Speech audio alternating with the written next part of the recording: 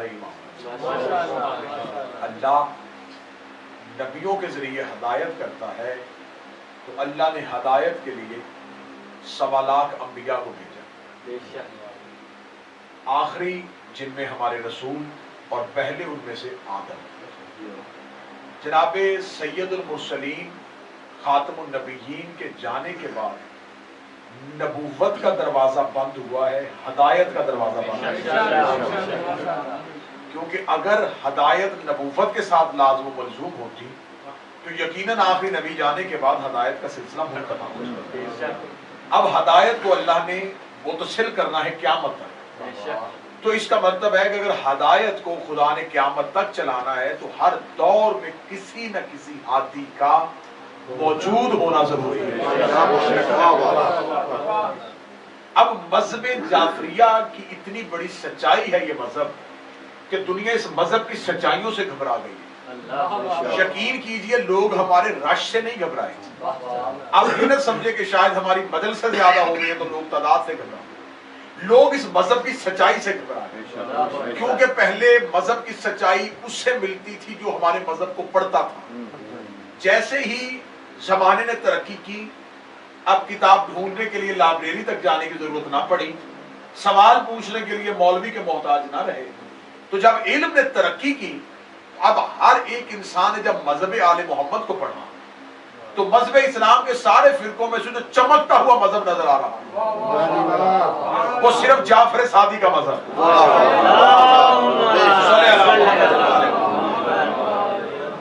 کہ میں اب سچائی بتانے لگا ہوں کہ ہمارے مذہب کی کتنی بڑی سچائی ہے کہ جو انسان ہمارے 12 ائمہ کو نہیں مانتا وہ آج ہمیں یہ بتائے کہ وہ ہدایت کس سے لے رہا ہے۔ اگر وہ کہے کہ میں شیعوں کے اماموں کو میں نہیں مانتا تو ان کے پاس اس وقت کون ہادی ہے؟ خدا نے کہا تھا آتی اللہ و آتی رسول و اول الامر منکم، اطاعت اللہ کی، رسول کی اور اول الامر کی۔ تو اگر اللہ رسول کے بعد اطاعت کرنی ہے تو اگر اول الامر سے مراد حاکم ہے تو ہمیں بتایا جائے کہ مذہب اسلام جن جن اسلامی ملکوں میں اسلامی حکمران ہیں ان تمام حکمرانوں میں سے اول الامر کون ہے؟ تو یہ مذہب آخر میں ایک ہی مذہب بچے گا جو سچائیوں کا مذہب ہے۔ ہر دور میں سچے امام کو چھپانے کے لیے جھوٹے اماموں کا سہارا لیا۔ مذہب شیعہ میں آپ جب اپنا تعارف کرواتے ہیں تو آپ شیعہ اثنا عشری ہیں۔ شیعہ مذہب میں بھی اثنا عشری کہلوانا اس لیے ضروری ہے کہ ہم 12 کے 12 کو مانتے ہیں۔ آپ کے ہاں بھی ایک فرقہ ہے جو شیعہ کہلواتا ہے لیکن اسے فرقہ کیسانیہ کہتے ہیں، ایک فرقہ ہے جسے زیدیہ کہتے ہیں، ایک وہ ہے جسے اسماعیلیہ کہتے ہیں۔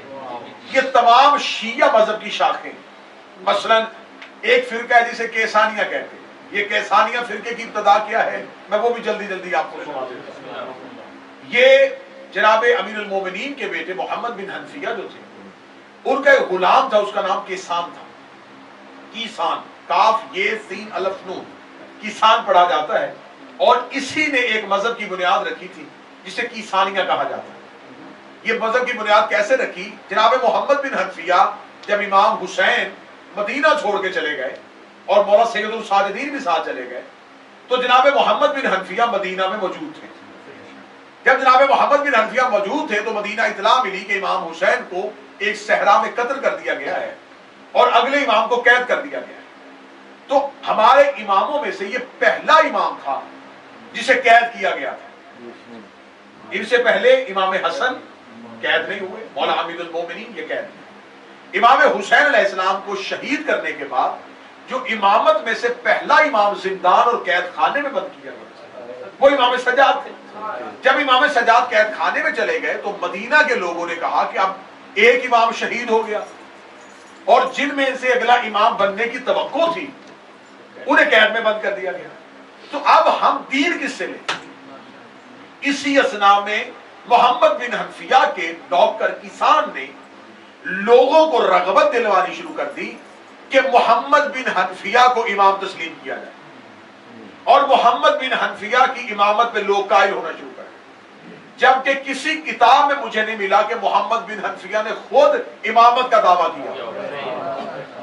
محمد بن حنفیہ اس شورش، اس سازش میں خاموش اس لیے ہو گئے کیونکہ وہ مدینہ میں بیٹھے ہوئے تھے، اگر وہ آواز بلند کرتے تو انہیں قتل کر دیا جاتا۔ محمد بن حنفیہ نے کسی سے بیعت نہیں لی، لوگوں کی اکثریت نے امام حسین کی اولاد کی امامت سے بچنے کے لیے محمد بن حنفیہ کو امام کہنا شروع کر دیا۔ ایک پورا فرقہ وجود میں آ گیا۔ اب جب مولا سید الساجدین واپس مدینے آئے تو پتہ چلا کہ مولا مدینے کے گرد و نواح میں کچھ ایسے لوگ ہیں جو آپ کی امامت کو نہیں مانتے، جو محمد بن حنفیہ کی امامت کو مانتے ہیں۔ مولا سید الساجدین نے ان پہ خاص پروانہ کی، یہ مدینہ کے طول و عرض میں پھر چلتے چلتے چلتے ایک ایسا سلسلہ ہے کہ امام صادق تک یہ ایک بہت بڑا فرقہ بن گیا۔ جب امام صادق کا دور آیا تو مذہب جعفریہ میں ایک بہت بڑا نام ہے الحمیری۔ یہ شاعر بھی تھے، دانشور بھی تھے، محقق بھی تھے، مورخ بھی تھے، لیکن یہ امام سید الساجدین کی امامت کو نہیں مانتے۔ یہ مولا حسن کے بعد محمد بن امام حسین کے بعد محمد بن حنفیہ کی امامت کو مانتے تھے، اور محمد بن حنفیہ کے بعد سیدھا امام جعفر صادق کو مانتے تھے۔ نہ مولا سید الساجدین کو مانتے تھے اور نہ امام باقر کو مانتے تھے۔ علم کے قصے بڑے تھے۔ کسی نے مولا امام صادق کے دربار میں حمیری کا ایک شعر پڑھا، مولا نے فرمایا یہ بہت اچھا شعر ہے، کس کا ہے؟ انہوں نے کہا یہ حمیری کا ہے۔ مولا نے فرمایا کافر کا شعر ہے، یہ جو شعر تو نے مجھے سنایا ہے یہ کافر کا شعر ہے، جبکہ تھی اس میں آل محمد کی صفت۔ اس شخص نے جا کے حمیری کو بتایا کہ امام صادق نے تجھے کافر کہا ہے۔ یہ پریشان امام کے پاس ہے، اس نے آتے کہا مولا میں آپ کی امامت کو مانتا ہوں اور میرا بہت بڑا عمل دخل ہے آپ کے گھر کی تبلیغ و اشاعت میں، آپ نے بڑے دربار میں مجھے کافر کیسے کہا؟ امام نے کہا تو جانتا ہے کہ اگر مخلوقات میں سے کوئی ہم 12 میں سے کسی ایک کی بھی امامت کا انکار کرے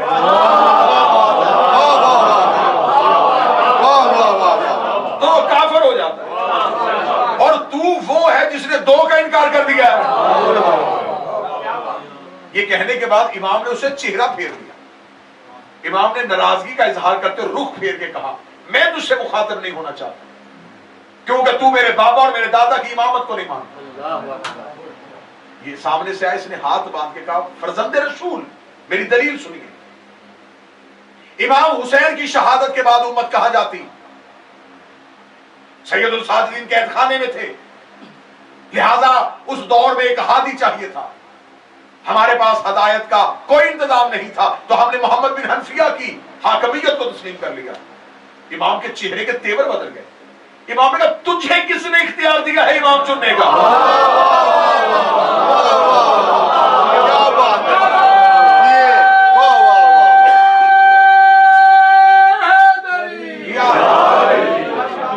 امام نے فرمایا تجھے کس نے اختیار دیا تھا؟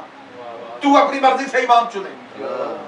یہ کہنے کے بعد امام نے کہا سن حمیری تمہیں امام ماننے کے لیے کہا ہے، چننے کے لیے نہیں۔ کیا بات! تو مولا وہ قید خانے میں تھے، امام فرماتے تو جہاں بھی دنیا کے کسی کونے میں تھے تم حجت کو پکارتے تو صحیح۔ کیا بات! میں تو جملہ کہہ گیا جو مجھے اس موضوع پہ کہنا چاہیے۔ شاید میرے مولا کی نظر میں ہم بھی تھے۔ کیا بات ہے! کیا بات! نے فرمایا تم میں سے اگر کوئی اپنے دور کی حجت کو نہ پائے اور وہ وجودی صورت میں تمہارے سامنے نہ ہو، تمہارا کام انہیں پکارنا ہے۔ کیا بات! تم نے کب پکارا تھا؟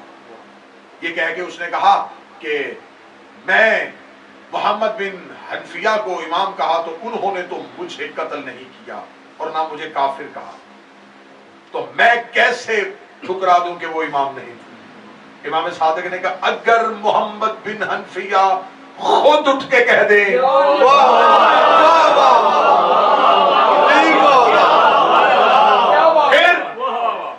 پھر تیرا عقیدہ کیا ہوگا؟ کہنے کا فرزند رسول وہ دنیا سے جا چکے ہیں، इमाम ने हुमैरी का हाथ पकड़ा और जन्नतुल बकी में आ गए, जहां मोहम्मद बिन हनफिया की कब्र थी। इमाम सादिक ने आगे कब्र पे हाथ रखा, कौम बेइज्नी, उठ मेरे हुक्म से।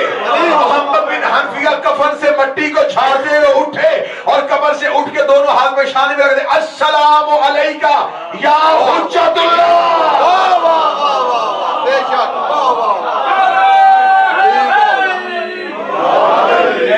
अल्लाह की हुज्जत, तुझ पे मेरा सवाल। हमारी ने इमाम के कदमों पे सर रख दिया और कहा कि मौला मैं माफी चाहता हूं कि मैं 2 आइमा से फरामोश हूं। मौला फरमाते सुन, याद रख। और ये जुमला इमाम ने, उसने सिर्फ मोहब्बत नहीं वो करता था, उसने किताबें लिखी हुई थी, उसने बड़े बड़े अशार लिख दिए थे। मौला ने फरमाया तूने हमारी खातिर जो भी लिखा उसमें एक लफ्ज तुझे फायदा ना देता। अगर तू हमारी इमामत में से किसी एक की इमामत का इनकार कर रहा है। मेरे मौला का दौर बड़ा खतरनाक दौर था और इस दौर में बड़ी बड़ी क़यामत तक के लिए निशानियां मौला ने दी हैं। अब मैंने चुने हुए वो चेहरे तलाश करने हैं जो मेरा इशारा और किनाया समझ आए। इमाम ने अल हुमैरी, किताबों का मुसन्नफ, मुहक्कक, शायर, मनकबत खां, कसीदे पढ़ने वाला, कसीदे लिखने वाला, और पहली बार आइमा के कसीदे जिसने तर्ज में पढ़ने शुरू किए थे अल हुमैरी थे। इतना इल्म रखने के बावजूद इमाम ने उसका नाम लेके तारीख लिखवाई कि किसी ने बहुत भी पढ़ा हो ना और वो हुज्जत का इनकार कर दे।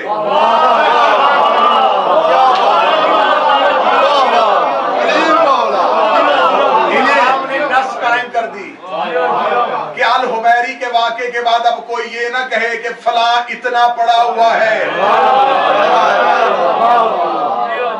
जहां से पहले दिन से गुफ्तगू शुरू हुई थी, इल्म शर्त नहीं, मारिफत शर्त। क्या बात है। मैं रोजाना और इससे पहले भी दोहराई थी, आज फिर दोहराने लगा हूं। मौला अमीरुल मोमिनीन से किसी ने पूछा था, मौला इल्म की कितनी किस्में हैं? फरमाया इल्म 3 बालिश है, 3 हाथ है इल्म। उसने कहा मौला वो कैसे? फरमाया जिसके पास 1 बालिश इल्म है वो मगरूर हो गया।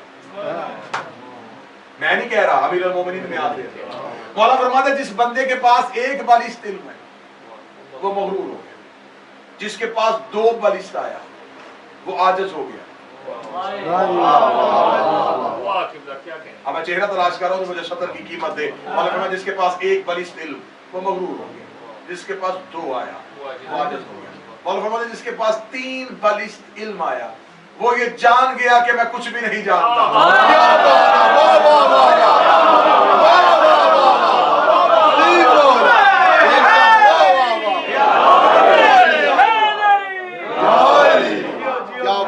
जिसके पास 1 बालिश इल्म आया वो मगरूर हो गया।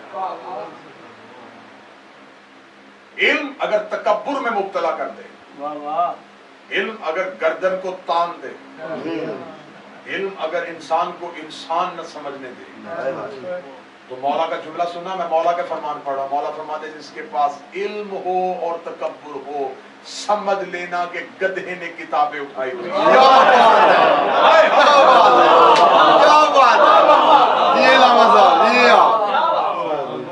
ये मौला ने मिसाल दिया, मौला ने फरमाया ये गधे पे किताबों का बोझ है। जिसके पास इल्म आया और तकब्बुर में मुब्तला, जिसके पास 2 बलिष्ठ आया वो झुक गया। और तीसरी हद इमाम ने बताई है, ये आरफ की इलामत है, ये फकीर की निशानी है। मौला फरमाते जिसके पास 3 बलिष्ठ आया वो ये जान गया कि मैं कुछ भी नहीं जानता। एक दिन जनाब सलेमान मोहम्मदी ने पूछा था कि मौला मैं पूछना चाहता हूँ कि ये कायनात के हर सितारे और हर सियारे पे आप ही की हाकमियत है। अमीरुल मोमिनीन ने उंगली का इशारा करा, वो सामने चमकते हुए सितारे को देख रहा है। सलमान का देख रहा हूँ और मैं वहां का सुलेमान भी मुझसे यही पूछता है।